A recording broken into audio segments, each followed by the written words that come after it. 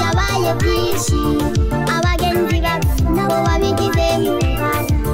nakoze ibyaha byinshi cyane ndengutse imbere yawe ngusaba imbabazi neza uracicaye ku ntebe y'imbabazi emane mane mane mane mbabarira wavuze ati musabe nzohagwa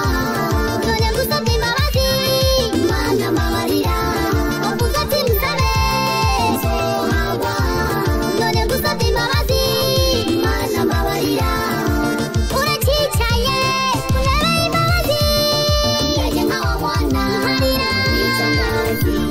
ndaje nkawa mwana wicanazi mbabarira mbabarira mbabarira mbabarira mbabarira mana mbabarira mbabarira mbabarira mbabarira mbabarira mana oh ndaguhaye wumva mwami umutima wanjye wiganzire haleluya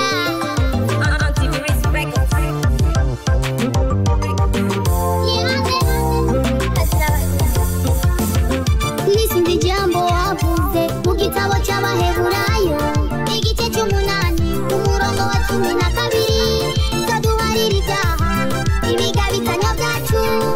ubudacikukwama mana mbabarira wavuze ati nta ibyaha ndatukura tukutuku amaraso y'abazo byeza sherema sheregi wavuze ati nta ibyaha ndatukura tukutuku amaraso y'abazo byeza sherema sheregi usabye imbabazi mana ndiranye singisubira usabye imbabazi mana ndiranye singisubira